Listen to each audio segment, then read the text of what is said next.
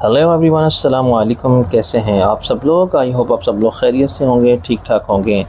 आज हम पढ़ने जा रहे हैं नावल शिकारी की एक और न्यू एपिसोड। मुझ पर मोहन के बाप पंडित दयाननाथ का पहला एहसान ये है कि उसने मुझे अपने ख़ानदान के तमाम अफराद की सरबरीदा, खून आलूद और मस्तकशुदा लाशों का दिलदोज़ नज़ारा नहीं करने दिया, वरना ये बताना मुश्किल है कि इस भयानक मंजर का नक्श मेरे जहन और बाद में मेरी शख्सियत पर क्या मनफी असरात मुरतब करता। इसने 3 दिन मुझे अपने घर में मुकीद रखा। दूसरे दिन रेडियो की शहतूत नहीं चल सकी, चनाचे इन्होंने ताकत इस्तेमाल की। मैंने मोहन की माँ जिसे मैं चची कहता था क्या यह बयान मुस्तरद कर दिया था कि मेरे घर वाले मुझे छोड़कर दिल्ली चले गए हैं और ये कह गए हैं कि कबीर को बाद में भेज देना। जब मैंने गला फाड़ कर रोना शुरू किया तो चाचा दीनानाथ ने मेरे एक चांटा लगाया। मेरी आवाज़ फ़ौरन बंद हो गई। वो बड़े दबंग किस्म के आदमी थे, 6 फुट कद, कसरती बदन, लंबी लंबी मूँछें, पुलिस में हवलदार थे, इसलिए उनमें बहुत डरता था। अब अगर आवाज़ पे निकली तो हथकड़ी लगा के हवालात में बंद कर दूंगा। इन्होंने गरज कर कहा। मेरी सिट्टी गुम हो गई और मैंने मोहन और मोहनी के साथ और इस रेडियो के साथ 3 दिन एक कमरे में गुजारने को तरजीह दी। पंडित दयानाथ बड़े मीटर ऑफ फैक्ट किस्म के इंसान थे। वो समझते थे कि झूठ ज़रा दिन नहीं चलेगा और खून इनके लिए मुझे छुपाए रखना मुश्किल से मुश्किल तर होता जाएगा। तीसरे दिन जब मैं हादसा से आर्जी समझौता किए खासा मुतमईन और खुश था, इन्होंने मुझे अपने पास बिठा के बहुत सी बातें समझाईं। मसलन ये कि मेरे घर वाले दिल्ली क्यों गए थे, यहाँ उनके बहुत से दुश्मन पैदा हो गए थे। उन्होंने कहा अगर वो यहाँ रहते तो मैं मारे जाते। उस रोज़ शाम के वक्त मुझे घर का मकफल दरवाज़ा दिखा के बिलाए जहाँ अब भी कुछ नहीं था। दिल्ली में मेरे चचा का घर है। मैंने कहा अब्बा वहीं गए हैं। अच्छा, उन्होंने खुश होकर कहा, फिर तो कोई मसला नहीं रहा। पता मालूम है तुम्हें? जी, मैंने कहा। टांगे में बैठ के जाते हैं। इनके घर के सामने रंगरेज की दुकान है। हर वक्त रंग बरंग कपड़े सूखे रहते हैं और इनके घर का दरवाज़ा नीला है, ऊपर कबूतरों की छतरी है। मोहन जो उम्र में हमसे बड़ा था, हंसते हंसते बेहाल हो गया। मोहनी अहमकों की तरह देखती रही। ये नहीं बेटा कबीर, चाचा दयानाथ ने कहा। नाम क्या है उस मोहल्ले का या सड़क का, गली का और मकान का नंबर? जाहिर है ये सब मुझे याद होता तो मैं ऐसा ऊट पटांग पता क्यों बताता। अच्छा, अब यूँ करते हैं, चाचा ने कहा, और फिर तुम्हें मोहन के मामा के घर भेज देते हैं। वो बहुत काबिल हैं और तुम्हारे चचा का मकान तलाश कर लेंगे। वो भी दिल्ली में रहते हैं। जाओगे ना? जी, मैं अकेला नहीं जाऊंगा, मैंने ऐलान किया। मोहन और मोहनी भी मेरे साथ जाएंगे और ये रेडियो भी। मैंने सूरत हाल से पूरा फ़ायदा उठाने की कोशिश की। मालूम नहीं इस रात मियाँ बीवी के दरमियान कॉन्फ्रेंस कब तक जारी रही, लेकिन सुबह हुई तो मुझे बताया गया कि मेरी सब शराइत उन्हें मंजूर हैं, लेकिन उनकी भी एक शर्त है। जब तक मेरे चचा का पता नहीं चलेगा मैं किसी को अपने घर वालों के बारे में कुछ नहीं बताऊंगा। ये है कि मेरे अब्बा का नाम क्या है और चचा कौन है। भाई बहनों के नाम भी किसी को मालूम हुआ तो वो जो मेरे घर वालों के दुश्मन हैं ना, फ़ौरन पहुंच जाएंगे और वो बहुत बेरहम लोग हैं। आदमी को मशीन में डालकर कीमा निकालते हैं और डब्बे में बंद कर देते हैं, फिर वो डब्बे इधर उधर बिक जाते हैं और खाने वाले बकरे के गोश्त का कीमा समझ कर खा जाते हैं, चचा दीनानाथ ने कहा। मैं दहल गया और पूरा 1 साल दिल्ली में मोहन की मम्मा के घर में रहा, जो दिल्ली में नहीं रास्ते के एक छोटे से कस्बे मुरादनगर में था और एक ऑर्डिनेंस फैक्ट्री की वजह से मशहूर था। पूरी आबादी अक्सर सरकारी मुलाजमीन की थी, चुनाचे फितना फसाद से महफूज अलग थलग जगह थी। ये बातें मेरी समझ में बहुत बाद में आई कि मेरी जान बचाने के लिए इस पूरे ख़ानदान की मुश्तरका कोशिशें कितनी ज़बरदस्त थीं। मोहन और मोहनी के वालिदैन ने साल भर के लिए बच्चों से दूरी कबूल की, ख़तरात मोल लिए, मेरी हर ज़िद पूरी की, मसलन रेडियो साथ ले जाने की, जो इन्होंने बड़ी मुश्किल से ख़रीदा था। दोनों बच्चों के साथ रेडियो के चले जाने से खुद इनका घर सुनसान हुआ, मगर इन्होंने अपने मकसद को अजीज़ तर जाना और कामयाब रहे। मोहन के मामा जी ने साल भर तक मुझे सहलाना जारी रखा और रोज़ नित नए बहानों से मेरे चचा और अप्पा की तलाश में नाकामी का एतराफ़ करते रहे, लेकिन मुझे उम्मीद भी दिलाते रहे कि सब ठीक हो जाएगा। आहिस्ता आहिस्ता इन्होंने शुबहात का इजहार शुरू कर दिया कि कहीं वो पाकिस्तान न चले गए हों। मैं रो धो के खामोश होने के सिवा क्या कर सकता था, मगर साल भर बाद मोहन के मामा जी को यह ख़तरा लाहक होने लगा कहीं मैं भाग न जाऊँ या ऐलान हक़ न कर दूँ। चनाचे मोहन के पिता हम सबको वापस ले गए। मुझे बताया गया कि अब्बा ने लाहौर से ख़त लिखा है और वो बहुत जल्द मुझे लेने आएंगे, मगर उनके आने तक मुझे अपनी ज़ुबान वैसे ही बंद रखनी होगी, वरना वह कीमा बना के पैक करने वाले दुश्मन। इसके बाद एक मौजा रोनमा हुआ। ये बात शनीदा नहीं रही। तकरीबन 1.25 साल बाद जब मैं तकरीबन नाउमीद होकर मोहन के ख़ानदान के एक मुस्तकिल फ़र्द बनता जा रहा था और इनकी कोशिशों के तफ़ैल पर चढ़ जाने वालों को तकरीबन भूल चुका था, मेरे अब्बा मुझे सचमुच लेने आ गए। दरवाजे पर दस्तक हुई तो मैं खुद देखने गया था। चाचा दीनानाथ, मैंने चीख कर कहा। अब्बा आ गए। अब्बा मुझे पाकिस्तान से लेने आ गए। फिर मैं अब्बा से लिपट गया और चिल्ला के रोने लगा। पंडित दीनानाथ अखबार देखते देखते भागे। दूसरी तरफ से उनकी पत्नी हाँफती काँपती आई। वज़ीर खान, पंडित दीनानाथ के हलक में आवाज़ फंस गई। तुम्हारे तो मुझे सब मालूम हो गया है। अब्बा ने आंसू पोंछ के मुझे अलग किया और सुकून से कहा, मैं अपने घर गया था। फिर वो और चचा دینانات بھوں بھوں کر کے رونے لگے۔ چاچی دور کھڑی رہی تھی اور ہم سب بچے دور کھڑے سہمی ہوئی نظروں سے دیکھتے تھے۔ تم زندہ ہو وزیر خان؟ دینانات نے بہت دیر بعد کہا۔ ہم نے سنا تھا تم بم کے دھماکے سے مارے گئے ہو۔ دھماکہ ہوا تو میں ایک ستون کی اونٹ میں تھا، اس لیے بچ گیا تھا۔ ابا نے کہا۔ پکڑ دھکڑ شروع ہوئی تو میں بھی دھر لیا گیا۔ 2 سال کی قید بامشقت کاٹ کے پرسوں جیل سے رہا ہوا ہوں۔ ہمارے مکان میں کوئی اور رہتا ہے ابا؟ میں نے کہا۔ پنڈت دینانات نے چونک کر مجھے دیکھا۔ ان کا خیال تھا کہ میں حالات سے بالکل بے خبر ہوں، مگر میں اپنی عمر کے بچوں سے کچھ زیادہ ہی ہوشیار تھا۔ میں نے مہر اور اس کی بہن موہنی سے بہت کچھ پوچھ لیا تھا۔ انہوں نے جو کچھ چوری چھپے اور کسی سے نہ کہنے کے وعدے پر اپنی ماں سے سنا تھا مجھے بتا دیا تھا۔ چنانچہ میں نے بہت سے حقائق کو تسلیم کر لیا تھا۔ مثلاً یہ کہ ہندو مسلم فسادات جس میں میرے ابا کے سوا سب مارے گئے تھے کیوں ہوئے تھے؟ میرے ابا کے بارے میں موہن اور موہنی کا خیال کیا تھا کہ وہ واقعی پاکستان چلے گئے تھے، اس لیے بچ گئے ہوں گے اور کسی نہ کسی دن ضرور واپس آئیں گے، لیکن اس وقت تک مجھے چھپ کر رہنا ہوگا کیونکہ میں مسلمان ہوں۔ کسی بدماش ہندو کو معلوم ہو گیا تو وہ مجھے بھی مار ڈالے گا، اور ایک مسلمان کو چھپانے کے جرم میں چچا دینانات کو بھی مار ڈالے گا۔ اس زمانے میں میرا نام میرے بہت کام آیا۔ کبیر کو اکثر لوگ کبیر داس سمجھتے تھے، اور بعد میں تو خود مجھ میں اتنی عقل آ گئی تھی کہ کوئی اجنبی پوچھ بیٹھتا تو اپنا یہی نام بتاتا تھا۔ تم نے اپنی ماں اور اپنے بہن بھائیوں کے بارے میں نہیں پوچھا کبیر؟ چچا دینانات نے مجھے غور سے دیکھ کر کہا۔ مجھے معلوم ہے چچا، وہ سب مارے جا چکے ہیں، میں نے اطمینان سے کہا۔ ایک بار پھر ابا کا حوصلہ جواب دے گیا اور پنڈت دینانات مجھے گلے لگا کے رونے لگے۔ بہت رونے دھونے کے بعد بالآخر تیسرے دن ہم رخصت ہوئے تو دینانات نے وہ صندوق ٹانگے میں رکھا جو ابا نے بہت سی چیزوں سے کچھ چیزیں منتخب کر کے بھرا ہوا تھا۔ پنڈت دینانات نے ہمارا زیادہ تر سامان نکال لیا تھا، لیکن ابا نے کہا اب اس کا مجھے کیا کرنا ہے؟ تم نے ایک بیٹے کو بچا کے مجھے زندہ رہنے کا سہارا دیا، اور باقی یادیں تو میں جو ساتھ لے جا رہا ہوں۔ زندگی اتنی کم رہ گئی اور فاصلے اتنے بڑھ گئے ہیں، دینانات کو بس اس احسان کے بدلے کچھ کرنے کی بات بھی نہیں کر سکتا، اور آج بھی وہ وقت میری نظر میں تصویر کی طرح موجود ہے جب تانگا روانہ ہوا تھا۔ میرا ماضی ان صورتوں کی طرح مجھ سے دور ہوتے ہوتے کھو گیا تھا جو دروازے میں اشک بار تھیں۔ اس وقت تک حالات بہت حد تک معمول پر آگے تھے، اور مذہب کے مقدس نام پر انسانیت کا لہو بہانے والے درندے جو سڑکوں پر دندناتے پھرتے تھے اب چھپ چھپ کر اکا دکا واردات کر رہے تھے۔ کشیدگی برقرار تھی، مگر قتل و غاری اور اس کا پرآشوب دور گزر چکا تھا۔ چنانچہ ہم بخیر و عافیت لاہور پہنچے تو 1 سال پریشانیوں کی نظر ہو گیا۔ پنڈت دینانات نے اپنے طور پر مجھے انگریزی، حساب، اردو وغیرہ پڑھا کے اس قابل کر دیا تھا کہ میں نے 2 سال بعد میٹرک کے امتحان پاس کر لیا۔ مشن اسکول کے بعد ابا نے مجھے لانس کالج گھوڑا گلی بھیجا، اور وہاں سے فارغ ہوا تو میں ولایت چلا گیا۔ تمہارا باپ بڑا صابر آدمی تھا، سلامہ شاہ نے خاموشی کے طویل وقفے کے بعد کہا۔ کہتا تھا پاکستان قربانی مانگتا تھا، میں نے اپنا سب کچھ قربان کر دیا، اب رونا کس بات کا؟ اس کی جگہ کوئی اور ہوتا تو یہ صدموں سے پاگل کر دیتا، مگر اس نے جتنے حوصلے سے حالات کا مقابلہ کیا اور جیسے تمہیں اعلیٰ ڈگری دلوائی، یہ اسی کا دم تھا۔ جو بات میری سمجھ میں نہیں آتی برخوردار یہ کہ تم کو اس نے ہمیشہ دور کیوں رکھا؟ ایک بیٹا تو آنکھوں کا نور ہوتا ہے، تعلیم کیا لاہور کے کالج میں پوری نہیں ہو سکتی تھی کہ تم؟ تو میرا خیال ہے ابا کو کچھ شوق تھا، جنون کی حد تک کہ تعلیم کا معیار اعلیٰ ہو۔ میں نے وضاحت کرنی چاہی تو اپنے لاہور کا یہ گورنمنٹ کالج کیا کم ہے جدھر علامہ اقبال صاحب نے پڑھا اور بڑے بڑے لوگوں نے پڑھا، اور FSC کالج ہے، چیف کالج سے بڑا کالج ہے کیا؟ لانس کالج انجینئرنگ لوگ یہاں بھی بن رہے ہیں۔ اصل صورتحال خود مجھ پر اس وقت عیاں ہوئی جب اسے افسوس ملنے کے سوا کچھ بھی نہیں کر سکتا تھا۔ اگر مجھے علم ہوتا کہ ابا نے عمدن مجھے حالات سے بے خبر رکھنے کی یہ چال چلی ہے تو میں لاہور سے جانے کا انکار کر دیتا۔ انہوں نے مجھے مجبور کر دیا، اور ان کے جذبات کے سامنے میری عقل کی دلیل نہ چلی۔ انہوں نے کہا کہ اعلیٰ تعلیم انسان کو بناتی ہے، اور میں نہیں سمجھتا کہ یہ مقصد یہاں رہ کے حاصل ہو سکتا ہے، اس لیے میری خواہش ہے اور میرا حکم ہے کہ جاؤ۔ میں نے ان کی بات مان لی۔ انہوں نے کہا کہ کل کی فکر مت کرو، ابھی میں زندہ ہوں اور خدا کا دیا سب کچھ ہے۔ میں نے یہ بات بھی مان لی۔ انہوں نے کہا کہ سب خیریت ہے۔ میں نے یہ بات بھی مانی۔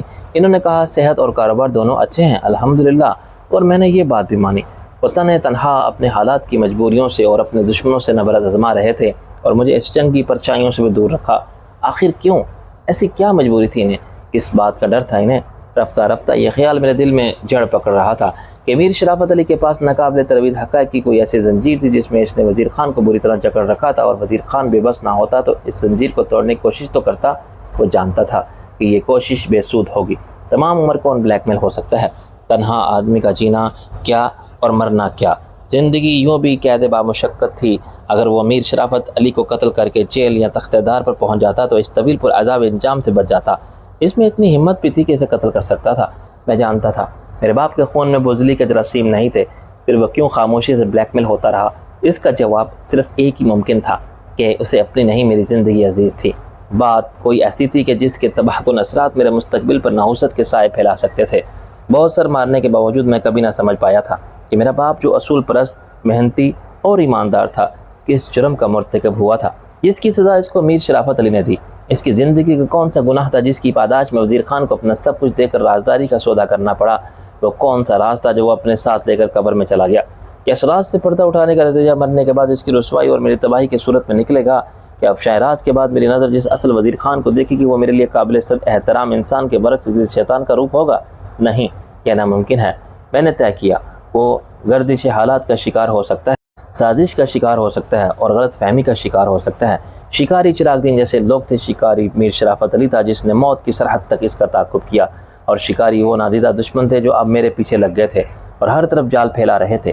ان شکاریوں نے اپنے ایک مقصد میں کامیابی حاصل کر لی تھی، یعنی وہ مجھے برطانیہ سے انتہائی رسوا کن طریقے سے نکلوا کے اپنی شکار گاہ تک لے آئے تھے، جیسے ہانکا کرنے والے شیر کو گھیر کر مچان پر بحفاظت بیٹھے ہوئے شکاری کے نشانے پر لے آتے ہیں۔ اور تب وہ لمحہ میرے مقابل آ کھڑا ہوا جو فیصلے کا طلبگار تھا کہ سکندر وقت فیصلہ کرو، کیا تم میں حقیقت کا سامنا کرنے کی ہمت نہیں ہے؟ مرنے والے کی نیکی بدی اس کے ساتھ گئی، عرصہ محشر میں وہ اپنی فرد عمل خود پیش کرے گا، لیکن کیا تم انہیں معاف کر دو گے جو اس کے قاتل ہیں، جو اس کے ہر قطرہ خون سے کتنی مجبوری کا خراج وصول کرتے رہے؟ کیا تم آئے ہوئے سیاح و دیدہ کی طرح بھاگتے رہو گے؟ شکاری تو اب بھی تمہارے تعاقب میں ہے اور اس وقت تک رہیں گے جب تک تمہارا وجود ان کے لیے باعث خطر ہے۔ وہ خود کو اسی وقت محفوظ خیال کریں گے جب تمہیں بھی شکار کر لیں گے۔ بولو تم کیا ہو، شکار یا شکاری؟ میں نے اسی لمحے ان کی آنکھوں میں آنکھیں ڈال کر کہا، میں شکاری ہوں۔ ان سب کو جو اب تک خود کو شکاری سمجھتے آئے ہیں، خبر دو انہیں کہ وہ اب میرا شکار ہے۔ اب یہ کھلی جنگ ہے، وقت بتائے گا کہ شکاری کون تھا اور شکار کون۔ گرے بازی عشق کی بازی ہے، جو چاہو ہوگا دیکھا جائے گا۔ گر جیت گئے تو کیا کرنا، ہارے بھی تو بازی مات نہیں، یہی ہار جیت تو زندگی ہے۔ چچا سلامت، میں نے گھڑی دیکھ کر کہا، شام ہو رہی ہے، مجھے ایک ٹرنک کال کرنی تھی اسلام آباد۔ شوق سے کرو، سلامت شاہ نے کہا، ٹیلی فون کوٹھی میں ہے، میں چوکیدار سے کہہ کے تالا کھلوا دیتا ہوں۔ تقریباً آدھے گھنٹے بعد محسن رضا نے چلا کر کہا، کون؟ کبیر داس۔ ابے تو آ گیا؟ کب آیا؟ آیا نہیں، لایا گیا ہوں۔ میں نے کہا، آج ہی پہنچا ہوں، مجھے ڈیپورٹ کر دیا گیا تھا۔ تیرے ڈیڈی نے تجھے کچھ نہیں بتایا؟ ڈیڈی نے؟ وہ حیران ہو کر بولا، کیا تو نے ان کو فون پر اطلاع دے دی تھی؟ نہیں، میں نے بات کو گول کر دیا، وہ خارجہ امور سے منسلک ہے نا، میں نے سوچا شاید سفارت خانے سے ان کو مطلع کر دیا ہو، میرا مطلب ہے ان کے محکمے کو۔ نہیں یار، محسن بولا، وہ تو خود بہت حیران ہوں گے سن کے، کیا حالات بہت بگڑ گئے تھے؟ ہاں، کچھ ایسی ہی بات تھی۔ میں نے کہا، جہاز موسمی حالات کی خرابی کے باعث اسلام آباد میں نہیں اتر سکا اور لاہور آ گیا، ورنہ میں سیدھا تیرے پاس پہنچتا۔ بہت سی باتیں کرنی ہیں تجھ سے جو فون پر نہیں کی جا سکتی، میں کل پنڈی آ رہا ہوں، مری چلیں گے۔ مری؟ محسن رضا نے کہا، کوئی خاص کام؟ ہاں، وہ تیرے بہنوں ہی ہیں نا، سی ڈین، وہ بھی وہیں ہیں اتفاق سے۔ میں نے کہا، مجھے مریم باجی کی اور ان کے بچوں کی قبر پر فاتحہ بھی پڑھنی ہے۔ یار سکندر، اپنے اس چوتھری چراغ دین سے بھی کبھی نہیں بنی اور اب تو کوئی رشتہ ہی نہیں، اس سے کیا ملنا، پھر کبھی چلے جائیں گے جب وہ نہیں ہوگا۔ محسن رضا نے کہا، نہیں یار، اس سے وہیں ملنا ہے۔ میں نے کہا، ایک پرانا حساب چکانا ہے، وہیں آ کے بتاؤں گا، تیری مرضی۔ میں نے مجبور ہو کے کہا، یہ بتا ابا کا کیا حال ہے؟ ابا؟ میں نے بے خیالی میں کہا، ان کے انتقال کو 1 ہفتہ ہو گیا ہے سید محسن رضا۔ کیا؟ وہ چلایا، وزیر چچا مر گئے؟ کب؟ کیسے؟ سکندر، میں آؤں گا تو سب بتا دوں گا یار۔ محسن، مجھے بھی یہاں پہنچنے کے بعد ہی علم ہوا، اگر میں نہ آتا تو شاید کوئی بھی مجھے اطلاع نہ دیتا۔ میں نے دل زور لہجے میں کہا، سکندر، تو مجھ سے گلہ کر رہا ہے؟ خدا کی قسم، میرا وہ زخم ابھی تک بالکل منتمل نہیں ہوا، اگر میں ٹھیک ہوتا تو ضرور ان سے ملتا۔ محسن نے کہا، چھوڑ محسن، میں تجھ سے کیا گلہ کروں، گلہ زیادہ سے زیادہ تقدیر سے کیا جا سکتا ہے، مگر اس سے بھی کیا حاصل؟ میں تو کہتا ہوں اچھا ہی ہوا کہ تو ان سے نہیں ملا۔ میں نے کہا، اب میں قبرستان جاؤں گا اور پھر میر شرافت علی سے ملنے جاؤں گا، کاروباری معاملہ طے کرنے میں یا کوئی اور مسئلہ ہے؟ محسن نے پرتشویش لہجے میں کہا، مسئلہ کوئی نہیں، میں نے پرسکون لہجے میں کہا، اور ہے تو اتنا آسان نہیں کہ ایک ملاقات میں طے ہو جائے۔ سکندر، اس وقت تیرا دماغ ٹھکانے ہے یا نہیں؟ میری مان، تو ابھی سیدھا یہاں آ جا، میر شرافت علی سے ملنا ہو تو میرے ساتھ چلنا، تو اکیلا جائے گا تو نہ جانے کیا ہو جائے گا۔ کچھ بھی نہیں ہوگا محسن، میں نے کہا، کیا میری باتوں سے تجھے شبہ ہو رہا ہے کہ میں ہوش میں نہیں؟ ان حالات میں کوئی بھی ہوش میں ہونے کا دعویٰ نہیں کر سکتا۔ محسن نے کہا، مجھے خطرے کی بو محسوس ہو رہی ہے۔ پاگل کے بچے، ابھی وہ ٹیلی فون ایجاد نہیں ہوئے جن پر خوشبو بھی آنے لگے، آواز یا زیادہ سے زیادہ تصویر آ سکتی ہے۔ میں نے کہا، تو فکر نہ کر، میں صبح کی ریل کار سے آ رہا ہوں، خدا حافظ۔ میں نے ریسیور رکھ دیا۔ سلامت شاہ مجھے غور سے دیکھ رہا تھا۔ آپ سیٹھ صاحب کو پہلے سے جانتے ہیں؟ برخوردار، اور تم سے اچانک آپ پر آ جانا اس کے رویے کی نمایاں تبدیلی تھی۔ ہاں، بس ایسے ہی۔ اب تم میرے ساتھ قبرستان چلو گے سلامت چچا؟ وہاں سے میں چلا جاؤں گا میر شرافت علی سے ملنے۔ یہ میر شرافت علی کون ہے؟ تمہارے ابا کا کوئی دوست؟ سلامت شاہ نے کہا، دوست، میں نے کہا، یہ لفظ تو بہت بدنام ہو گیا ہے سلامت چچا۔ دشمن جو سامنے آ کے وار کرتا ہے اس دوست سے تو اچھا ہوتا ہے جو دوستی کا فریب دے کر مارے، مگر یہ بات تمہاری سمجھنے کی نہیں ہے۔ قبرستان جاتے ہوئے میں نے سلامت شاہ سے کہا وہ فی الحال بینک کے لاکر کی چابیاں بھی اپنے پاس رکھے، کیونکہ وراثت کا سرٹیفکیٹ حاصل کرنے کے بغیر میں لاکر نہیں کھول سکوں گا۔ صندوق کے بارے میں بھی اسلام آباد سے واپس آ کے طے کروں گا کہ کیا کرنا ہے۔ میرا سب سامان یہیں رہے گا، میں صرف ایک بریف کیس لے کر جاؤں گا، اور یہی ہے کہ وہ 2 دن میں لوٹ آؤں، چنانچہ کپڑوں کے 2 جوڑے بہت ہوں گے۔ البتہ صبح صبح ریل کار پکڑنے کے لیے اسٹیشن پہنچنے کا مسئلہ ہوگا۔ وقت پر آنکھ کھل گئی تو کوئی مسئلہ نہیں، اسٹیشن تک پیدل بھی چند منٹ کی مسافت ہے۔ سلامت شاہ نے کہا وہ فجر کی نماز کے لیے الارم کے بغیر اٹھتا ہے اور مجھے بھی اٹھا دے گا۔ اس نے چراغ دین سے میرے تعلق کے بارے میں پھر پوچھا تو میں نے بتا دیا کہ محسن جو میرا بچپن کا دوست ہے، چراغ دین اس کا بہنوئی تھا۔ سلامت شاہ نے حیرانی کا اظہار کیا کہ وزیر خان کبھی یہ نہیں بتایا۔ میں میانی صاحب کے قبرستان سے نکلا تو شام کا بوجھل اندھیرا رات کے گہرے دھندلکے میں ڈل رہا تھا۔ میں بہت پرسکون تھا، لیکن یہ سکون اس خاموشی کی طرح تھی جو کسی طوفان کا پیش خیمہ ہوتی ہے۔ جب میں نے اپنے باپ کی قبر پر دعا کے لیے ہاتھ اٹھائے تو کھڑا تھا۔ ایک لمحے کے لیے آنکھیں بند کر کے میں ان کی صورت کا تصور کیا جو میں نے سال بھر پہلے دیکھی تھی، اور اس وقت میرے کانوں میں ان کی مانوس آواز آئی، بالکل واضح اور صاف، اپنے فیصلے پر قائم رہنا سکندر، میری دعائیں تمہارے ساتھ ہیں۔ میں چونک پڑا اور میں نے آنکھیں کھول کے دیکھا تو سلامت شاہ نروس اور خوف زدہ سے ادھر ادھر دیکھ رہا تھا۔ اس کی حیران آنکھوں میں ایک سوال تھا، جیسے وہ پوچھنا چاہتا ہو کہ کیا تم نے کچھ کہا؟ ارد گرد ویران قبروں پر شہر خاموشوں کا سکوت طاری تھا، اور ہم دونوں کے آس پاس فاتحہ پڑھنے والا بھی کوئی نہیں تھا۔ شاید آواز صرف میرا ہی وہم نہیں تھی، سلامت شاہ بھی اسے اپنا وہم سمجھ رہا تھا۔ وہم کیا ہے اور حقیقت کیا ہے؟ عقل کا پھیر، فریب نظر، فریب سماعت، فریب خیال، کون کس سے پوچھے؟ وہ سب جو نظر آتا ہے سنائی دیتا ہے اور احساس بن جاتا ہے۔ ہمیشہ سچ کیوں نہیں ہوتا؟ اور سیراب کیوں نظر آتے ہیں؟ خواب کیوں بکھر جاتے ہیں؟ اور یہ کیسے سچ ہو جاتے ہیں؟ اسمبلی کے پیچھے ایپٹر روڈ کے چوراہا ہے۔ میں نے پیدل چلنا شروع کیا۔ یہ سڑک جو آگے جا کے میکلوڈ روڈ سے مل جاتی ہے، سینما گھروں کی وجہ سے نصف شب کے بعد بھی آباد رہتی تھی۔ سڑک کے دونوں طرف کھمبوں پر ٹیوب لائٹس لگی ہوئی تھی، اور ٹریفک کی ہیڈ لائٹ سے بھی اتنی روشنی تھی کہ میں نے کئی اور سفید رنگ کی کوٹھی کو آسانی سے تلاش کر لیا۔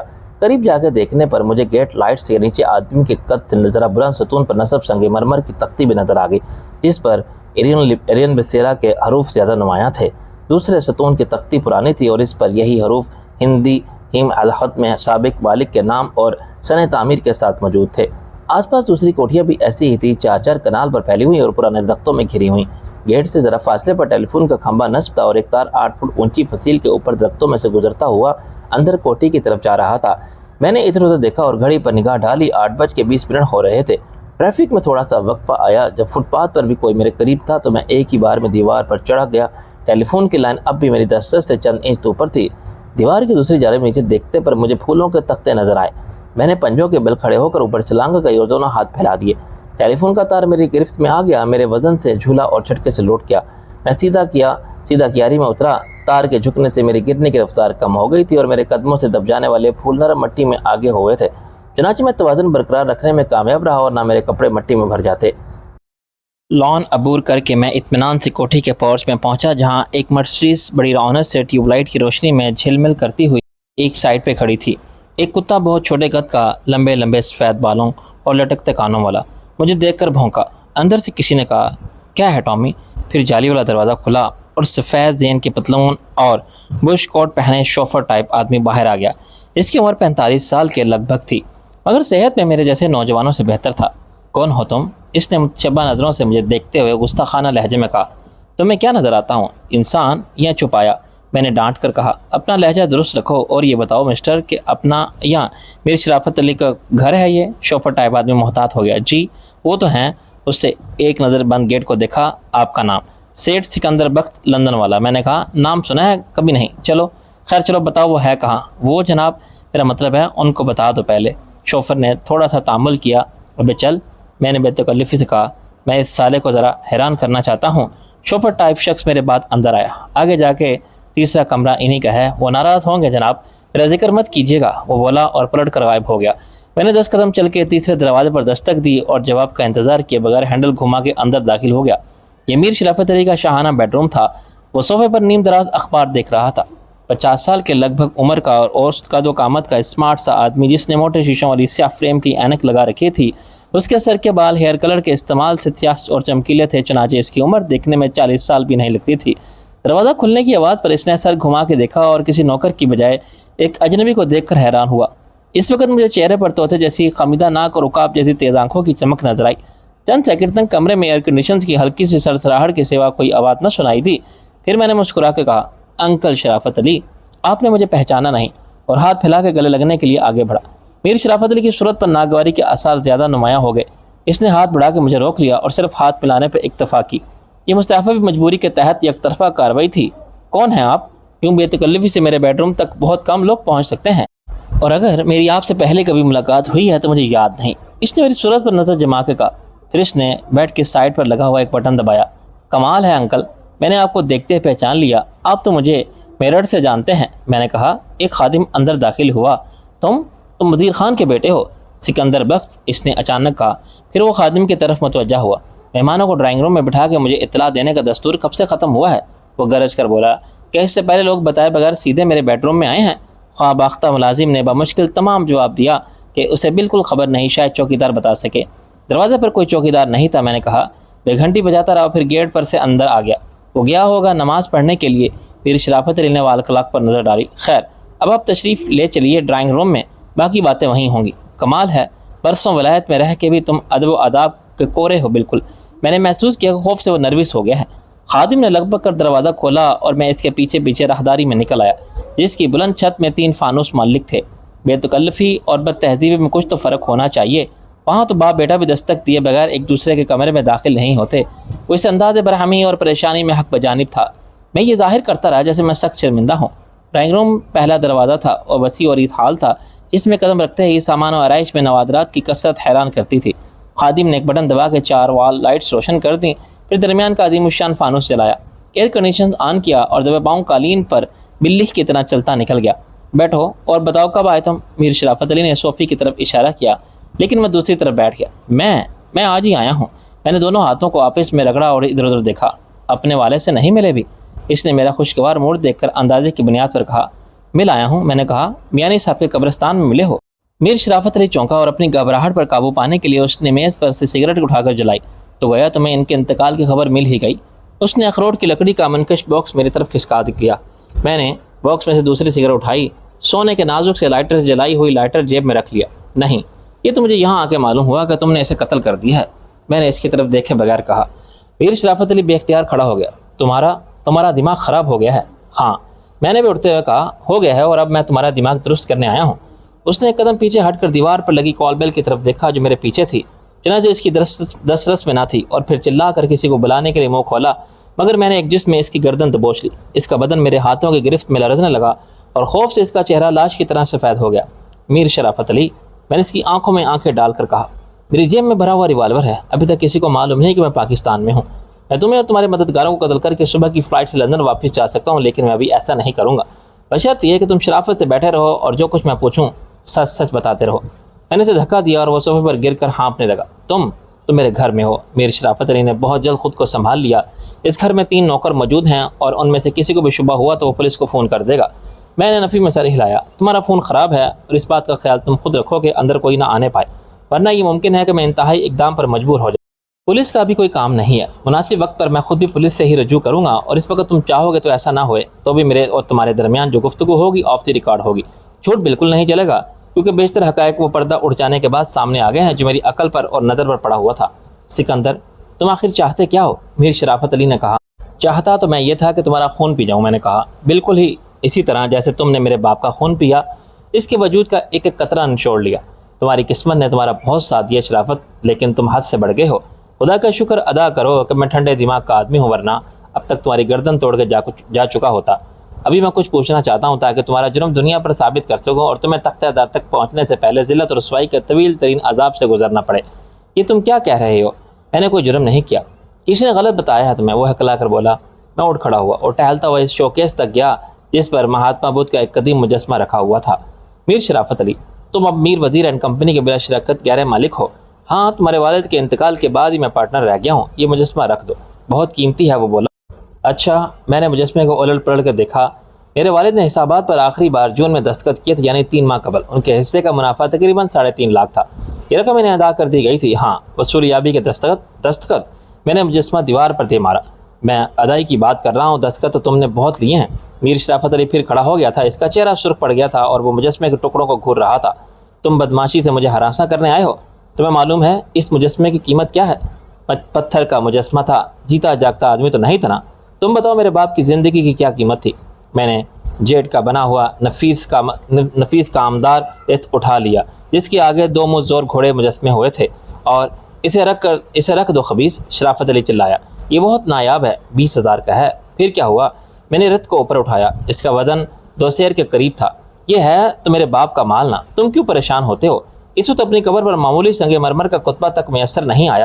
میں نے رتھ کو ماربل ٹاپ میز پر دے مارا۔ شرافت علی کے حلق سے ایک چیخ نکلی اور وہ دروازے کی طرف لپکا۔ میں نے اس کے منہ پر الٹا ہاتھ رسید کیا، وہ گھوم کر واپس صوفے پر گرا۔ اس کے ہونٹ کا ایک کنارہ پھٹ گیا تھا اور خون رسنے لگا تھا۔ میں اپنے تمام سوالات کا جواب لیے بغیر نہ جاؤں گا اور نہ جانے دوں گا، میں نے کہا۔ شوفر ٹائپ شخص ایک دم دروازہ کھول کر اندر آ گیا۔ ایک نظر میں اس نے صورتحال کو بھانپ لیا۔ پکڑے اس بدماش کو شیدے، شرافت علی نے چیخ کر کہا۔ یہ مجھے قتل کرنے آیا تھا خالی ہاتھ، دیکھ کتنا نقصان کر دیا اس نے۔ کہتا ہے کہ میرے باپ کا مال ہے۔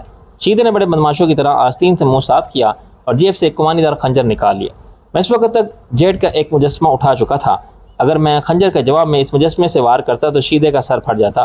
چنانچہ میں نے مجسمہ کرسٹل گلاس کے فانوس کی طرف اچھال دیا، ایک زبردست شناکا ہوا اور کمرے میں ہر طرف شیشہ بکھر گیا۔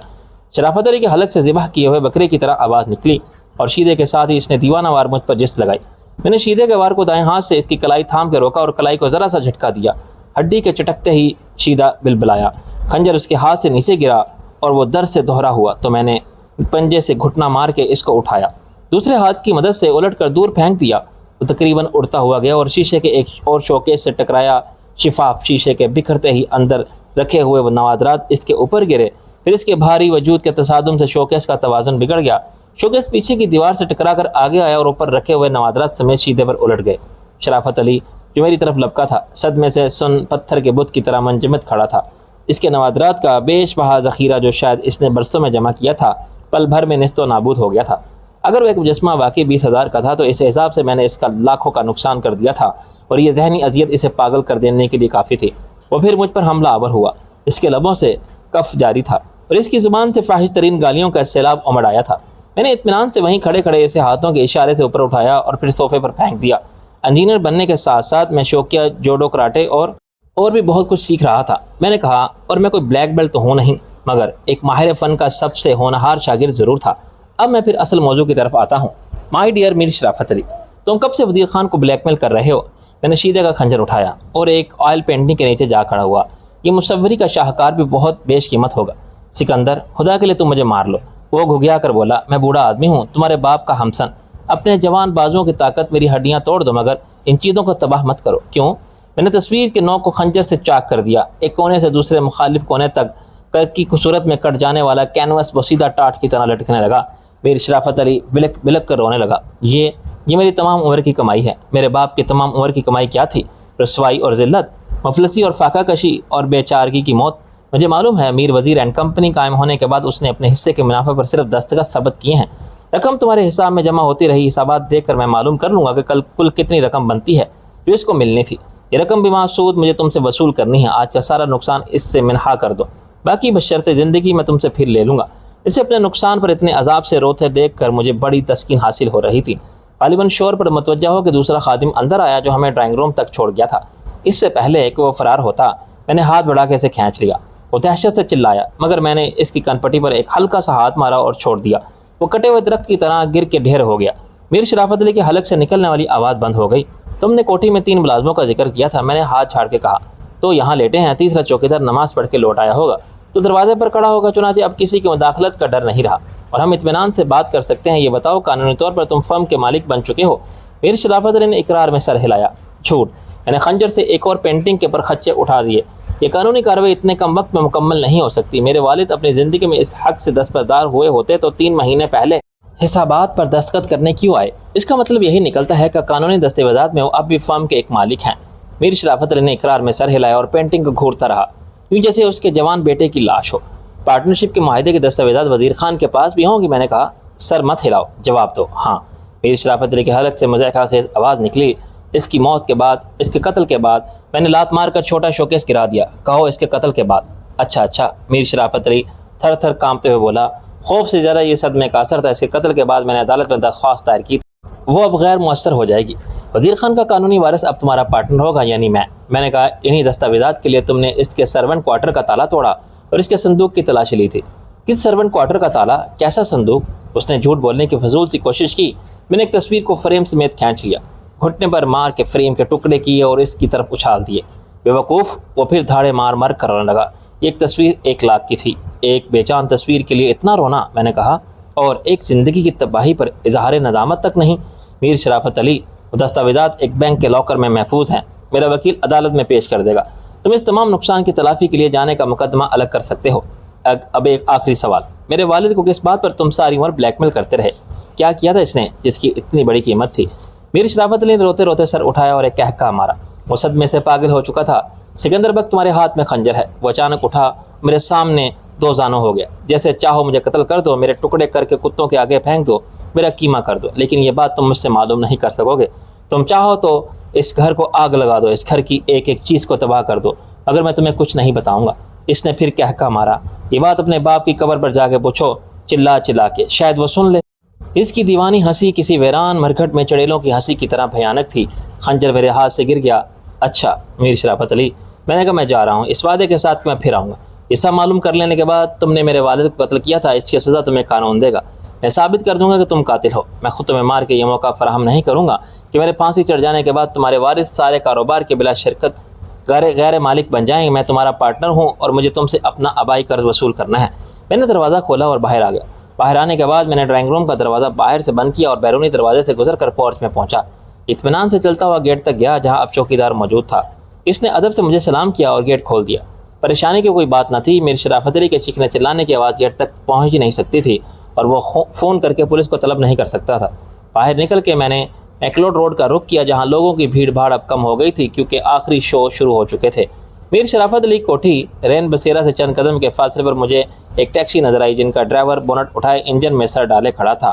بھائی ماڈل ٹاؤن تک جانا ہے، میں نے کہا۔ جانا تو اس وقت ہوگا جناب علی، جب گاڑی جائے گی۔ وہ سر نکال کے بولا۔ تم؟ میں نے اس اتفاق پر حیران ہو کے کہا، ابھی تک گاڑی دھکے پر چل رہی ہے۔ اب تو دھکے پر بھی نہیں چل رہی جناب علی، اچھی بہونی کی تھی آپ سے۔ وہ پھر انجن میں غرق ہو گیا۔ صحیح وقت ایک رکشہ خالی گزرا جسے میں نے 10 روپے زیادہ دینے کے وعدے پر ماڈل ٹاؤن کے لیے راضی اور رضامند کر لیا۔ رات کے وقت ایک رکشہ ٹیکسی والے ادھر جاتے ہوئے گھبراتے تھے، عموماً خالی واپس آنا پڑتا تھا اور لٹنے کا ڈر الگ رہتا تھا۔ 10:30 بجے میں سے سی ڈین کی کوٹھی کے دروازے پر اترا اور دگنا کرایہ بتانے والے میٹر سے بھی 10 روپے زیادہ دے کر اکبی حصے کے سرونٹ کوارٹر میں پہنچا تو سلامت شاہ کھانا لیے بیٹھا تھا اور میرا انتظار کر رہا تھا۔ مجھے بھوک نہیں تھی مگر اس کا دل رکھنے کو میں نے چند لقمے نکلے، پھر سکون آور گولیاں کھائیں اور سلامت شاہ کو صبح جگا دینے کی ہدایت کر کے سو گیا۔ سکون بخش گولیوں کا سہارا میں نے پہلے کبھی نہیں لیا تھا، چنانچہ آدھے گھنٹے بعد مجھے نیند نے آ لیا جو نیم بے ہوشی جیسی تھی۔ صبح سلامت شاہ نے مجھے فجر کے وقت جگایا تو میری آنکھیں نیند سے بوجھل تھی اور بدن تکان سے ٹوٹ رہا تھا۔ میں نے بغیر دودھ کے چائے کے 2 کپ پیے اور بریف کیس اٹھا کے روانہ ہو گیا۔ ریل کا ٹکٹ ایک کلی کی عنایت سے عین اس وقت دستیاب ہوا جب ریل کی روانگی میں صرف 10 منٹ رہ گئے تھے۔ ابھی میں سیٹ پر بیٹھا ہی تھا کہ مجھے شیدے کے ساتھ میر شرافت علی کا دوسرا ملازم نظر آیا۔ میرا ماتھا ٹھنکا مگر اس سے پہلے کہ میں اٹھتا دونوں جانب سے پولیس اندر آ گئی۔ یہی ہے وہ شخص؟ انسپکٹر نے شیدے کو مخاطب کر کے کہا۔ جی سر، شیدے نے کہا اور دوسرے ملازم کی طرف دیکھا۔ اس نے تائید میں سر ہلایا۔ آپ سکندر بخت والوزیر خان مرحوم ہیں؟ انسپکٹر نے کہا۔ ہاں، کیا بات ہے؟ میں نے دوسرے مسافروں سے نظریں چرا کے کہا۔ تم پر الزام ہے کہ تم نے گزشتہ رات میر شرافت علی کو خنجر کے وار کر کے قتل کر دیا، انسپکٹر نے کہا اور اپنے ساتھ آنے والوں کو اشارہ کیا کہ میرے ہاتھوں میں ہتھ کڑی ڈال دیں۔ تھانے دار کی آمد اور میری گرفتاری ان سب کے نقطہ نظر سے بے حد سنسنی خیز واقعہ تھی جو مجھے بھی اپنے جیسا شریف ہمسفر سمجھے ہوئے تھے، اور انہوں نے بعد میں بارہا ایک قاتل کے فرار کی ناکام کوشش کا آنکھوں دیکھا حال حاشیہ آرائی اور فصاحت و بلاغت کے ساتھ بسایا ہوگا اور ہر بار زیب داستان کے لیے ڈرامائی تاثرات کا اضافہ کیا ہوگا تو سامعین دنگ رہ گئے ہوں گے۔ تھانے دار کے ساتھ چشم دیدہ گواہ بھی تھے، چنانچہ مزاحمت بیستود تھی اور اس کو دلائل سے قائل کرنے کی کوشش کا کوئی فائدہ نہیں ہو سکتا تھا۔ اس کا فرض تھا کہ قتل جیسی سنگین واردات میں ہر متشبہ شخص سے پوچھ گچھ کرے اور پھر معاملہ نظام انصاف کے سپرد کر دے۔ سب انسپکٹر 45-50 سال کا خرانٹ آدمی تھا۔ عمر کا اندازہ خاصی میلی ٹوپی کے نیچے دکھائی دینے والی سفید بالوں کی جھالر سے ہوتا تھا۔ اس کی شخصیت میں مونچھوں کے بعد سب سے زیادہ متاثر کرنے والی چیز اس کے پیٹ کی جسامت تھی جس کے نشیب پر نافرمان بیلٹ مسلسل پھیلتی رہتی تھی۔ اس کی آنکھوں میں ایک حوصلہ شکن بے حسی تھی جس پر بے رحمی کا گمان ہوتا تھا اور اس کی صورت کے نقوش میں وہ کرختگی تھی جو عمر کے تجربات نے عطا کی تھی۔ جس شخص کا واسطہ ہی چور، ڈاکو، قاتل و 10 نمبری بدماشوں سے ہو، وہ فرض کی ادائیگی میں تہذیب اور شائستگی کے تقاضے کیسے پورے کر سکتا ہے؟ میں اندازہ کر سکتا تھا کہ 20-25 سال قبل وہ کانسٹیبل بھرتی ہوا ہوگا، اور اس طویل عرصے میں اگر وہ صرف سب انسپکٹر کے عہدے پر ترقی پا سکا تو یہ بھی اندازہ کیا جا سکتا تھا کہ اس کی ذہانت اور کارکردگی کا معیار کیا ہوگا۔ اگر افسران بلا خفا نہ ہوں تو مدت ملازمت کو دیکھتے ہوئے ہزارہ بندہ پروری بھی ترقی بخش دی جاتی ہے، اور اس نے بھی شاید ایسے ہی ترقی پائی تھی۔ متجسس چہروں اور سوالیہ نظروں کی پرواہ کیے بغیر میں ریلوے اسٹیشن کی عمارت سے باہر آیا تو میری منزل بدل چکی تھی۔ اب کچھ دیر پہلے میں اسی راستے پر چلتا ہوا آیا تھا تو میرے تصور میں محسن کا مخلص چہرہ تھا اور فوزیہ کی تابانی حسن تھی، اور میں مری جا کے مریم کی قبر پر فاتحہ پڑھنے کے علاوہ چراغ دین سے بہت سے تصفیہ طلب امور پر گفتگو کی سوچ رہا تھا۔ اب میرے تصور میں حالات و حوالات تھی، ویسے پولیس کے طریقہ تفتیش کے لرزہ خیز مناظر تھے، عدالتی کارروائی کے صبر آزما مرحلے تھے، اور وہ انجام تھا جس کا خیال بھی روح فرسا تھا۔ میرے ہاتھوں میں اب بریف کیس نہیں تھا، ہتھ کڑی تھی۔ بریف کیس حوالدار نے تھام رکھا تھا، جس کی پیٹی سے ہتھ کڑی کی زنجیر کا دوسرا سرا بھی منسلک تھا۔ حوالدار اپنے بہت سے عمر پہ بھی کم تھا، اور حجم میں بھی شاید کسی بیماری کے چکر میں وہ سکڑ گیا تھا کہ وردی بھی اس کے جسم سے بہت بڑی لگتی تھی۔ کانسٹیبل بالکل نوعمر تھا اور کسی دیہات سے لگتا تھا۔ شہر میں اس اعلیٰ اختیارات کے حامل منصب پر فائز ہوتے ہوئے اس کی گردن اکڑ گئی تھی۔ جب تھانے دار نے اسے ٹیکسی روکنے کے لیے کہا تو اس نے بڑا باروب انداز میں ایک ڈرائیور کو اشارہ کیا، لیکن ڈرائیور بھاگ گیا۔ لاقانونیت کے اس مظاہرے پر وہ بہت جز بجز ہوا اور دوسری ٹیکسی کے سامنے خودکشی کے انداز میں کھڑا ہو گیا، چنانچہ ٹیکسی رک گئی۔ تھانے دار صاحب، میں نے مصلحت کے تقاضے کو مدنظر رکھتے ہوئے عاجزی سے کہا، آپ کی بڑی مہربانی ہوگی۔ سامنے ہی ایک کوٹھی ہے، اس میں ایک خانسامہ سلامت شاہ رہتا ہے، اگر آپ اجازت دیں تو میں اس سے 2 باتیں کر لوں۔ 2 نہیں 10 باتیں کر لینا شہزادے۔ تھانے دار نے ایک مونچھ کو بل دے کر میری طرف دیکھے بغیر کہا، اسے بھی تھانے منگوا لیں گے۔ مجھے خاصی مایوسی ہوئی، لندن کی پولیس نہیں تھی، ان سے بحث نہیں کی جا سکتی تھی، کسی فعل کا جواز نہیں پوچھا جا سکتا تھا، اور انہیں اپنے ولایت پلٹ ہونے کا حوالہ نہیں دے سکتے تھے، متاثر نہیں کیا جا سکتا تھا۔ اپنے تعلیم یافتہ ہونے کا ذکر ان کو جاہل کہنے کے مترادف تھا، اور ولایت کی بات کرنا ان کے احساس محرومی میں اضافہ کرنا تھا جو مختلف قسموں کے تھانوں کے علاوہ کہیں نہیں گئے تھے، اور سب تھانے اتنے ہی بیزار کن اور ہولناک ہوتے ہیں کہ اس ماحول میں 20-25 سال گزارنے والا ان ملزموں کو خوش قسمت سمجھتا ہوگا جو چند دن حوالات میں یا چند برس جیل میں کاٹ کے رہا ہوگے۔ بندہ دیکھ لیا ہے نہ چنگی طرح ہے، تھانے دار نے ٹیکسی کے اگلے دروازے سے خود کو سیٹ پر گرانے کے بعد کہا، یہ نہ ہو بعد میں وقت پڑ جائے، چل پتر تو رکشہ پھاڑ لے۔ یہ آخری جملہ 5ویں سواری یعنی ٹیکسی روکنے والے جاں باز کانسٹیبل سے کہا گیا تھا۔ او جی تھانے دار صاحب، غلطی کیسے ہو سکتی ہے؟ چشمدید گواہ نے یقین کامل سے کہا، اس بدماش نے تو کل رات اپنا بھی کھانا خراب کر دیا تھا، آپ تو دیکھ چکے ہیں جناب علی کتنی چوٹیں لگی ہیں میرے ساتھ۔ پھر اس نے تفصیل سے بتانا چاہا کہ میرا گوڈا کہاں مارا تھا اور ہاتھ کہاں، مگر میرے دائیں جانب بیٹھنے والے حوالدار نے غرا کے کہا کہ چودھری صاحب جتنی بات پوچھیں اتنا ہی جواب دیا جائے اور کتے کی طرح بھونکنے سے گریز کیا جائے۔ کتا دم دبا کے بیٹھ گیا۔ لو جی چودھری صاحب، اب اس کا رکشہ والے سے جھگڑا شروع ہے۔ حوالدار نے سر گھما کے پیچھے دیکھا۔ اوے یار خواجہ، کیا نام ہے اپنے اس منڈے کا؟ تھانے دار نے مڑ کر دیکھے بغیر کہا، اس کو سمجھاؤ۔ سپاہی ہوا کہا، کوئی گورنر نہیں ہوگا بھائی، کوئی طریقہ ہوتا ہے بات کرنے کا، ہمیں سارے شہر کو ڈک دو پر طریقے سے، ویسے بےعزتی خراب ہوتی ہے۔ وہ عادتاً کاف کی جگہ کاف بولتا تھا، چنانچہ طریقہ اس کے لہجے کے باعث طریقہ سنائی دیتا تھا۔ خلاف توقع تھانے کی بجائے ٹیکسی زین بصیرہ پہنچی اور گیٹ سے اندر داخل ہو گئی۔ اندر پولیس کی ایک جیپ، ایک ایمبولینس، ایک موٹر سائیکل کھڑی تھی۔ دونوں گاڑیوں کے ڈرائیور باہر کھڑے گپ لگا رہے تھے۔ 2 اور پولیس مین کوٹھی کے دائیں بائیں جانب کاہلی سے اس رسمی کارروائی کو دیکھ رہے تھے جو ان کے لیے نئی نہیں تھی۔ گیٹ سے گزرتے ہوئے میں نے ٹیلی فون کا وہ تار بھی دیکھ لیا تھا جو ٹوٹ کر باہر ہی گر گیا تھا۔ مجھے یہاں لانے کا مقصد یہی ہو سکتا تھا کہ ابتدائی تفتیش جائے واردات پر ہی مکمل کی جائے اور وہاں میری موجودگی کے مزید ثبوت حاصل کیا جائے۔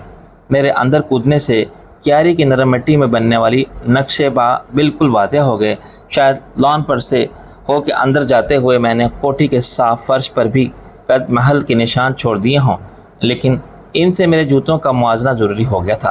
فنگر پرنٹ تو میں نے اس خنجر کے دستے پر بھی چھوڑے تھے جو میں نے ایک حملہ آور سے چھینا تھا اور وہ تصویر کا کینوس پھاڑنے کے لیے استعمال کیا گیا تھا۔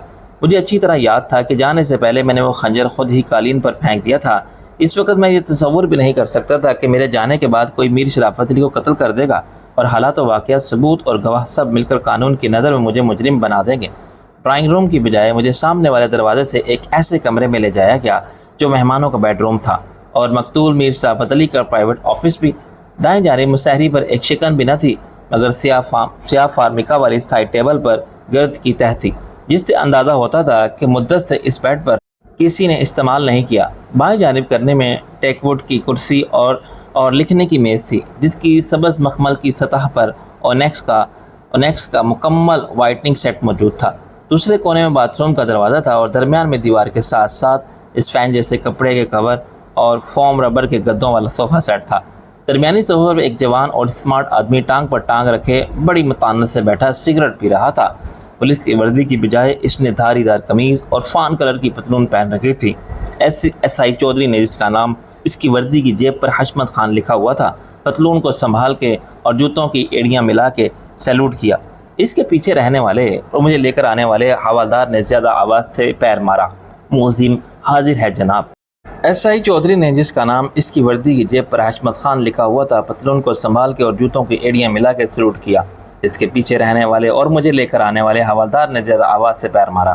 ملزم حاضر ہے جناب، ایس آئی حشمت نے کہا، اور اسی وقت حوالدار نے مجھے دھکیل کر آگے کیا۔ صوفے پر بیٹھا ہوا شخص اسی اطمینان سے سگریٹ پیتا رہا اور مجھے دیکھتا رہا۔ بہت دیر بعد اس نے مجھ سے میرا نام پوچھا اور پھر خاموش ہو گیا۔ میرا نام طارق جمیل ہے، اس نے بالآخر کہا، اور میں اس علاقے کا ASP ہوں۔ اس قتل کی تحقیقات کے لیے مجھے خصوصی طور پر نامزد کیا گیا ہے۔ یہ میرے لیے بڑے اطمینان کی بات ہے، میں نے انگریزی میں کہا۔ بلا وجہ انگریزی مت بولو، اس نے اسپاٹ لہجے میں کہا۔ مجھے معلوم ہے تم کئی سال لندن میں رہ کے آئے ہو۔ یہ قتل کیوں کیا ہے تم نے؟ میں نے یہ قتل نہیں کیا، میں نے پورے اعتماد کے ساتھ کہا، اور اس بیان کی صداقت تختہ دار تک نہیں بدل سکتی۔ اس گھر میں 3 چشمدید گواہوں کے بیان دیا ہے کہ تم نے واردات کو زبردستی گھر میں گھس کے بہت توڑ پھوڑ کی، سب کو مارا پیٹا اور پھر میر شرافت علی کو قتل کر کے فرار ہو گئے۔ ASP نے کہا، ان گواہوں نے مجھے توڑ پھوڑ کرتے یقیناً دیکھا ہوگا۔ میں نے کہا، میں نے مار پیٹ بھی کی تھی، لیکن ان میں سے کسی نے کہا تھا کہ قتل بھی میں نے کیا تھا؟ کسی نے واقعے پر مجھے قتل کرتے اور فرار ہوتے دیکھا تھا؟ یہ ان کا خیال ہے کہ قاتل میرے سوا کوئی نہیں ہو سکتا۔ ان کے خیال میں قاتل تمہارے سوا کوئی اور نہیں ہو سکتا۔ ASP نے کہا، تمہارے خیال میں قاتل کون ہے؟ فی الحال میں کسی کا نام نہیں لے سکتا، میں نے کہا، لیکن اتنا ضرور کہہ سکتا ہوں کہ کسی نے موقع سے فائدہ اٹھاتے ہوئے میرے جاننے کے بعد قتل کر دیا۔ گویا تمہارے یہاں آنے کا کسی کو علم تھا۔ قاتل اگر اس گھر کے نوکر نہیں تھے تو وہ ہوگا جو یہ بات جانتا تھا۔ میں نے نفی میں گردن ہلائی۔ صرف وہ افراد یہ بات جانتے تھے۔ ان میں سے ایک محسن رضا ہے جو لندن میں میرا کلاس فیلو تھا اور اسلام آباد میں ہے۔ اس کے والد مسٹر شیروانی ڈپٹی سیکرٹری بھی ہیں۔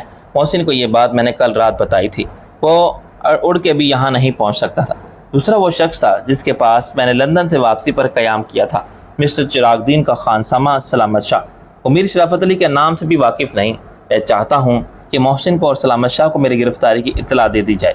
ان کے بیانات سے آپ کو بھی تفتیش میں مدد ملے گی اور مجھے بھی ان سے مشورہ کرنا ہے۔ ان کا پتہ لکھو۔ اور ASP نے رکھے لہجے میں کہا، اگر ہم مناسب سمجھیں گے تو بلا لیں گے۔ یہ بتاؤ تمہارے والد کیا کرتے تھے؟ مجھے معلوم ہوا ہے کہ وہ بھی اسی چراغ دین کے ایک ملازم تھے۔ یہ سب معلومات وہ پہلے ہی حاصل کر چکا تھا۔ بدقسمتی سے یہ بات ٹھیک ہے۔ میں نے کہا، لیکن یہ بھی ٹھیک ہے کہ وہ میر وزیر اینڈ کمپنی میں میر شرافت علی کے پارٹنرز تھے۔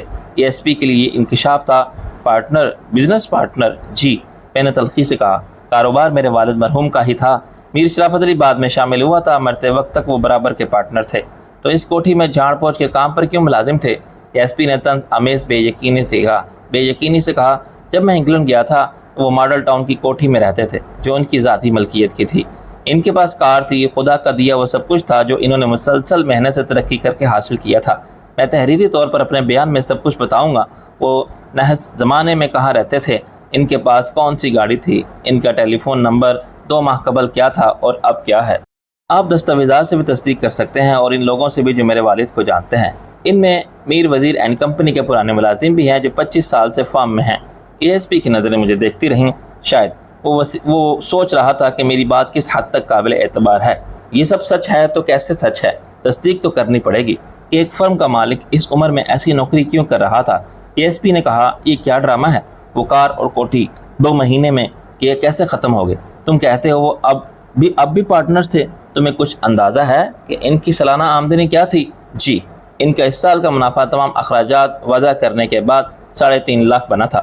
میں نے اطمینان سے کہا، مگر کتنے دکھ کی بات ہے کہ اس شخص کو گزر اوقات کے لیے گھر کی صفائی کا حقیر کام قبول کرنا پڑا۔ وہ بیماری میں خیراتی شفاخانوں سے علاج کراتا رہا۔ کیوں؟ ASP نے میز پر ہاتھ مارا۔ کہاں گئے وہ 3.5 لاکھ؟ وہ کار، وہ کوٹھی؟ وہ اب مشتعل ہو رہا تھا اور اس کی جھنجھلاہٹ سے اندازہ ہوتا تھا کہ اسے میری بات کا یقین نہیں آ رہا۔ الو بناتے ہو مجھے؟ اڑا دیا ہوگا عیاشی میں جناب علی۔ سب انسپیکٹر نے پھر پتلون کو اوپر کھینچا۔ شوقین مزاج آدمی ہوگا، جوئے میں ہار گیا ہوگا یا کسی رنڈی کے کوٹھے پر اڑا دیے ہوں گے۔ بکواس بند کرو، میں نے غصے کو ضبط کر کے کہا۔ اگر میرے ہاتھ آزاد ہوئے اور یہ بات کسی دوسرے شخص کے کہی ہوتی تو میں اس کو بھی قتل کر دیتا۔ یہاں تھانے دار نے میری بات کاٹ کے میرے منہ پر الٹا ہاتھ مارا۔ اس کے باہری ہاتھ میں بلا کی قوت اور پھرتی تھی جو برسوں کی مشق اور مہارت کا نتیجہ تھی۔ خون کا نمکین ذائقہ مجھے اپنے ہونٹوں پر محسوس ہوا اور میں لڑکھڑا کے پیچھے ہٹا ہی تھا کہ حوالدار نے مجھے آگے دھکا دے دیا۔ ایس پی یوں بیٹھا رہا جیسے اس نے کچھ نہیں دیکھا۔ وہ خاموش رہا۔ میرا باپ تمام عمر نمازی اور پرہیزگار رہا۔ میں نے تھانے دار کو خون اشام نظروں سے گھور کے کہا، اس کو جاننے والے سب زندہ ہیں اور میری بات کو جھوٹ یا بکواس قرار دینے سے پہلے ان سب سے پوچھ لو کہ وہ کیسا آدمی تھا۔ معلوم کر لو کہ اس نے 3.5 لاکھ کی آمدنی پر انکم ٹیکس ادا کیا تھا یا نہیں، اس کی کوٹھی کس نے خریدی ہے اور کار کس نے۔ کیا یہ سب ریکارڈ پر نہیں ہوگا؟ لاہور میونسپل کارپوریشن، محکمہ income tax, motor vehicle office اور پارٹنرشپس ڈیٹ۔ ان دستاویزات کو میرا وکیل عدالت کے سامنے بھی پیش کرے گا۔ یہ مت سمجھو انسپیکٹر کہ تم کسی لاوارث، جاہل اور غریب آدمی کے ساتھ جو سلوک کرتے ہو وہی میرے ساتھ بھی کر سکو گے۔ باپ کی موت کے بعد میں قانونی طور پر میر وزیر اینڈ کمپنی کا مالک ہوں، واحد مالک، کیونکہ میر شرافت علی جو دوسرا پارٹنر تھا وہ اب نہیں ہے۔ میں انگلینڈ میں انجینئرنگ کی اعلیٰ تعلیم حاصل کر رہا تھا اور کسی وظیفے پر نہیں، مجھے میرے والد نے اپنے خرچ پر بھیجا تھا۔ میں کوئی معمولی آدمی نہیں ہوں، سمجھے، ایک معزز اور تعلیم یافتہ شہری ہوں۔ اے ایس پی کی صورت پر ناگواری کے آثار نمودار ہوئے، اس کی آواز کم کرو اور اسے بتاؤ کہ یہ ولایت نہیں ہے۔ وہ سگریٹ کو مسل کر بجھاتے ہوئے بولا۔ سب انسپیکٹر حشمت نے ادھر ادھر دیکھا اور باتھ روم کے دروازے کی طرف اشارہ کیا۔ حوالدار نے مجھے یوں دھکیلا کہ میں منہ کے بل گرا۔ آخر یہ کیا ہے؟ تم تشدد سے اعتراف جرم کرانا چاہتے ہو؟ میں نے گھٹنوں کے بل اٹھ کے کہا۔ تمہیں اس کی جواب دہی کرنی ہوگی، عدالت میں اس بیان کی کوئی حیثیت نہیں۔ انسپیکٹر حشمت اور حوالدار نے مجھے گھسیٹ لیا۔ ایک کانسٹیبل نے بڑی مستعدی سے باتھ روم کا دروازہ کھول دیا۔ اے ایس پی صاحب، آپ کی موجودگی میں یہ سب کچھ ہو رہا ہے، میں نے چیخ کر کہا اور خود کو چھڑانے کے لیے حشمت کو پوری قوت سے دھکا دیا۔ وہ ڈگمگا کے دیوار سے ٹکرایا۔ منحنی حوالدار کو میں نے یوں کھینچ لیا جیسے انجن کسی بوگی کو کھینچتا ہے۔ پلک جھپکتے میں ہتھ کڑی سمیت میں اے ایس پی کے سامنے تھا۔ ابھی مجھ پر الزام ہے، میں مجرم ثابت نہیں ہوا ہوں، تم نے میرا بیان تک نہیں لیا ہے، میں نے چلاتے ہوئے کہا۔ میں تم پر کیس کر دوں گا، میں بڑے سے بڑا وکیل کر سکتا ہوں، مسٹر شیروانی میرے انکل ڈپٹی سیکرٹری ہیں، لیکن اس سے زیادہ بولنے کی مجھے مہلت نہ ملی۔ حشمت نے مشتعل ہو کے مجھے پیچھے سے پکڑا اور حوالدار نے زنجیر کو جھٹکا دیا تو میں پیچھے گرا۔ میرا سر بیڈ کے کنارے سے لگا اور میری آنکھوں کے سامنے اندھیرا چھا گیا۔ وہ مجھے مردہ کتے کی طرح گھسیٹتے ہوئے لے گئے۔ گالیوں کے بوچھاڑ کے ساتھ میرے جسم پر حوالدار کے خشک اور سخت لکڑی جیسے ہاتھ اور سب انسپیکٹر حشمت کے گرز جیسے ہاتھ بھی مسل پڑے تھے۔ باتھ روم کا دروازہ بند کر کے انہوں نے ہتھ کڑی سے پیچھے بندھے ہوئے ہاتھوں کو پانی کے نل سے باندھ دیا۔ اسی وقت میں ہوش میں آ چکا تھا اور اس ذلت امیز سلوک پر غصے سے پاگل ہو کے پولیس کو ان سے بڑھ کر گالیاں اور خطرناک نتائج کی دھمکیاں دے رہا تھا، لیکن وہ اس کے عادی تھے اور میں بے بس تھا۔ حوالدار نے بڑی پھرتی سے کونے میں رکھی ہوئی ٹین کی بالٹی اٹھائی اور میرے سر پر ٹوپی کی طرح الٹی رکھ دی۔ میرا منہ گردن تک بالٹی میں غائب ہو گیا۔ اب میرے چلانے کی آواز اسی بالٹی میں گونج رہی تھی اور میرے کانوں تک بھی یوں پہنچ رہی تھی کہ خود میں دبے دبے شور میں کسی لفظ کو واضح طور پر نہیں سن سکتا تھا اور نہ وہ سن سکتے تھے۔ کتے ہمارے افسروں کے سامنے بھونکتا ہے، انسپیکٹر حشمت نے میرے پیٹ میں مکہ مارا۔ میں درد کی شدت سے دورہ ہو گیا۔ دھمکی دیتا ہے کیس کرنے کی؟ اس نے چند مغلظات کا اضافہ کیا اور تابڑ توڑ میرے پیٹ پر مکے مارے۔ اعلان کیا کہ وہ عدالت میں لے جائے بغیر میری قبر تھانے کے احاطے میں بنا سکتے ہیں جہاں فرش کے نیچے ان گنت مردوں کے ڈھانچے ہیں۔ آج تک کسی کو معلوم نہیں کہ پولیس کے حوالات سے فرار ہو کے وہ کہاں گئے۔ ابھی تک میرا حوصلہ برقرار تھا، چنانچہ میں بالٹی کے اندر سے چیختا رہا کہ حد سے بیجا اور تشدد کے الزام ان سب کی نوکری سے ہاتھ دھونے پڑیں گے اور ایک بے گناہ قتل کا مجرم بنانے کی اس غیر قانونی کوشش کا خمیازہ جیل جا کے بھگتنا پڑے گا، وغیرہ وغیرہ۔ پھر حوالدار نے میری پتلون اتارنے کی کوشش کی اور میں نے اس کے ایک لات رسید کی۔ وہ بلبلا کے فرش پر لڑک گیا، لیکن اس کے بعد میرے پاؤں بھی باندھ دیے گئے اور ان دونوں نے مل کر میرے کپڑے اتار لیے۔ میری ہمت جواب دینے لگی۔ اپنی حالت کے تصور نے مجھے خود اپنی نظر میں رسوا کر دیا۔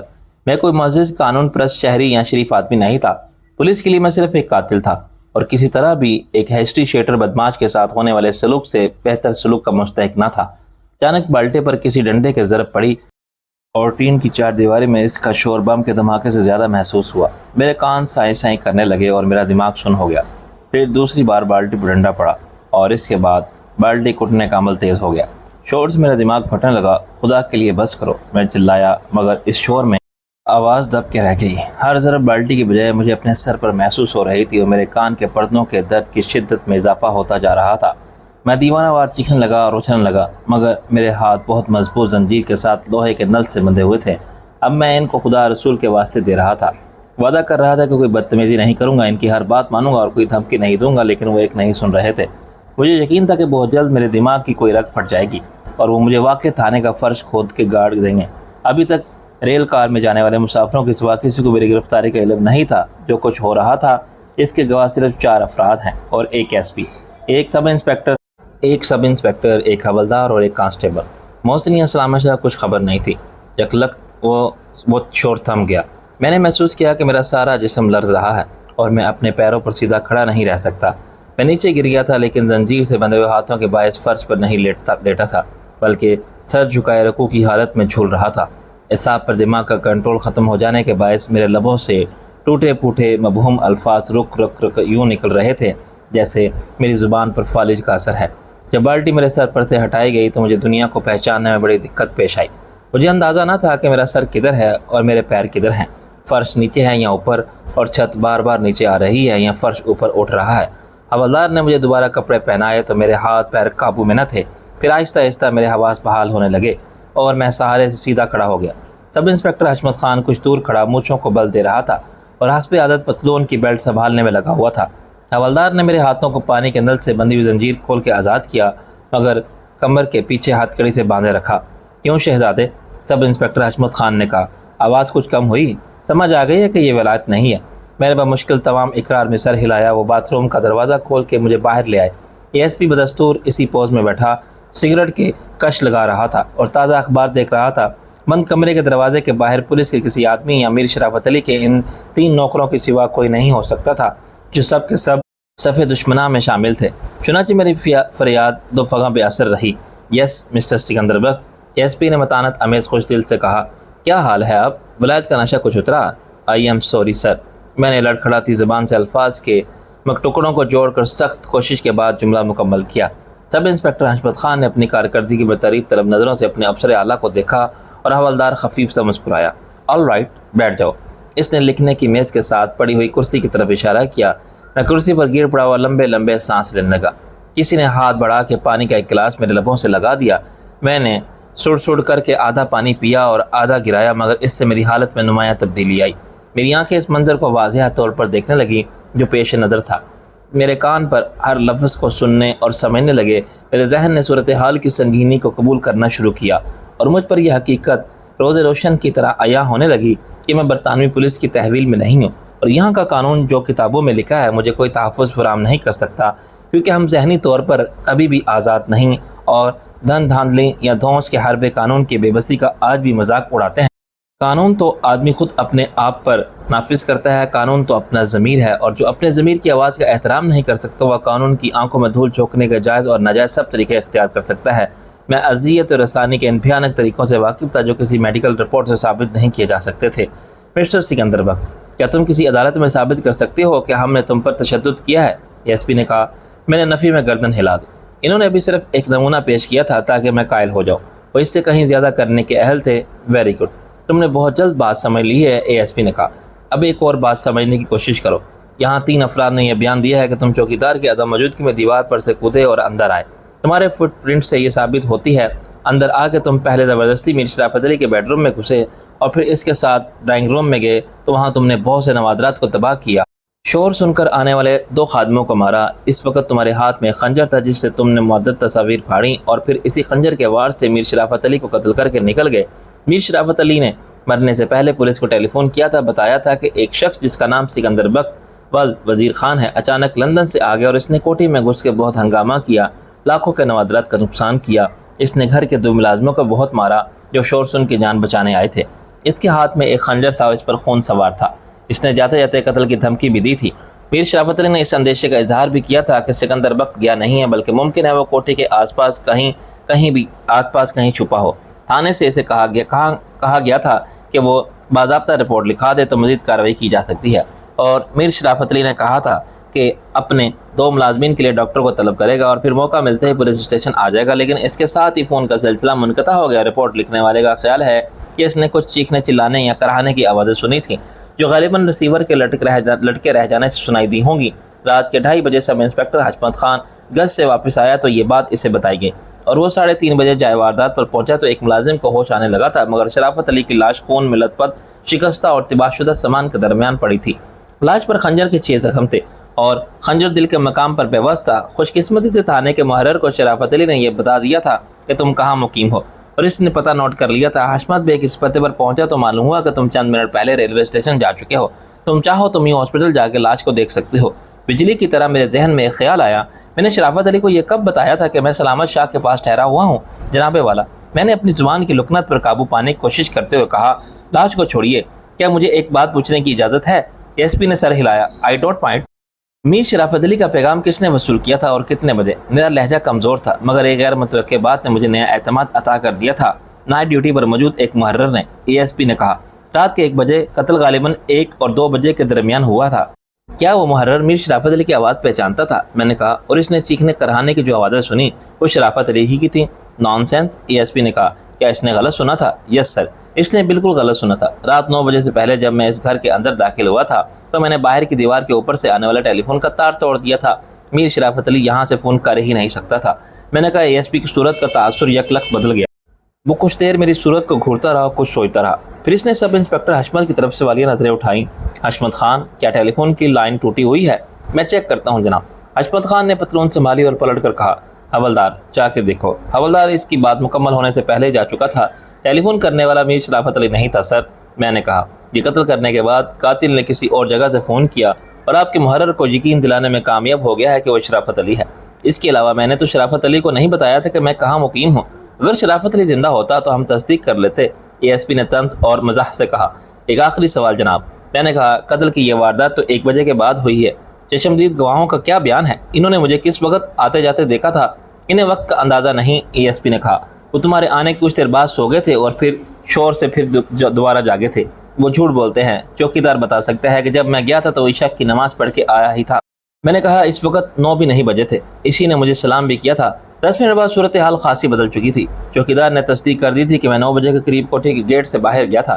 اس نے مجھے ایک ٹیکسی ڈرائیور سے بات کرتے بھی دیکھا تھا۔